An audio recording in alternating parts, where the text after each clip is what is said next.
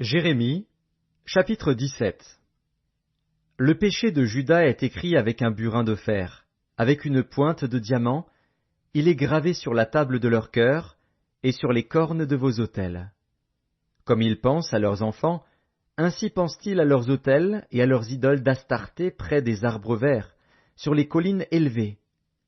Je livre au pillage ma montagne et ses champs, tes biens, tous tes trésors, et tes hauts lieux, à cause de tes péchés, sur tout ton territoire. Tu perdras par ta faute l'héritage que je t'avais donné. Je t'asservirai à ton ennemi dans un pays que tu ne connais pas, car vous avez allumé le feu de ma colère, et il brûlera toujours. Ainsi parle l'Éternel, maudit soit l'homme qui se confie dans l'homme, qui prend la chair pour son appui, et qui détourne son cœur de l'Éternel. Il est comme un misérable dans le désert, et il ne voit point arriver le bonheur. Il habite les lieux brûlés du désert, une terre salée et sans habitants.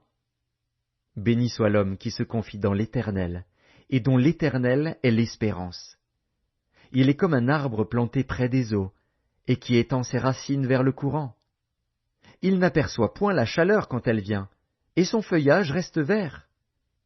Dans l'année de la sécheresse, il n'a point de crainte, et il ne cesse de porter du fruit. Le cœur est tortueux par-dessus tout, et il est méchant. Qui peut le connaître? Moi, l'Éternel, j'éprouve le cœur, je sonde les reins, pour rendre à chacun selon ses voies, selon le fruit de ses œuvres. Comme une perdrix qui couve des œufs qu'elle n'a point pondus, tel est celui qui acquiert des richesses injustement. Au milieu de ses jours il doit les quitter, et à la fin il n'est qu'un insensé. Il est un trône de gloire, élevé dès le commencement. C'est le lieu de notre sanctuaire. Toi qui es l'espérance d'Israël, ô Éternel, tous ceux qui t'abandonnent seront confondus. Ceux qui se détournent de moi seront inscrits sur la terre, car ils abandonnent la source d'eau vive, l'Éternel. Guéris-moi, Éternel, et je serai guéri. Sauve-moi, et je serai sauvé, car tu es ma gloire. Voici, ils me disent, où est la parole de l'Éternel? Qu'elle s'accomplisse donc! Et moi, pour t'obéir, je n'ai pas refusé d'être pasteur. Je n'ai pas non plus désiré le jour du malheur, tu le sais. Ce qui est sorti de mes lèvres a été découvert devant toi. Ne sois pas pour moi un sujet d'effroi, toi, mon refuge au jour du malheur. Que mes persécuteurs soient confus, et que je ne sois pas confus. Qu'ils tremblent, et que je ne tremble pas, moi. Fais venir sur eux le jour du malheur, frappe-les d'une double plaie.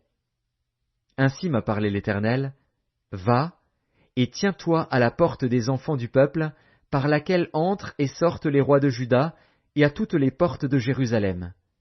Tu leur diras, écoutez la parole de l'Éternel, roi de Juda, et tout Juda, et vous tous, habitants de Jérusalem, qui entrez par ces portes. Ainsi parle l'Éternel, prenez garde à vos âmes, ne portez point de fardeau le jour du sabbat, et n'en introduisez point par les portes de Jérusalem. Ne sortez de vos maisons aucun fardeau le jour du sabbat, et ne faites aucun ouvrage, mais sanctifiez le jour du sabbat, comme je l'ai ordonné à vos pères. Ils n'ont pas écouté, ils n'ont pas prêté l'oreille. Ils ont raidi leur cou, pour ne point écouter et ne point recevoir instruction. Si vous m'écoutez, dit l'Éternel, si vous n'introduisez point de fardeau par les portes de cette ville le jour du sabbat, si vous sanctifiez le jour du sabbat, et ne faites aucun ouvrage ce jour-là, alors entreront par les portes de cette ville les rois et les princes assis sur le trône de David, montés sur des chars et sur des chevaux, eux et leurs princes, les hommes de Juda et les habitants de Jérusalem, et cette ville sera habitée à toujours. On viendra des villes de Juda et des environs de Jérusalem, du pays de Benjamin, de la vallée, de la montagne et du Midi, pour amener des holocaustes et des victimes, pour apporter des offrandes et de l'encens, et pour offrir des sacrifices d'action de grâce dans la maison de l'Éternel.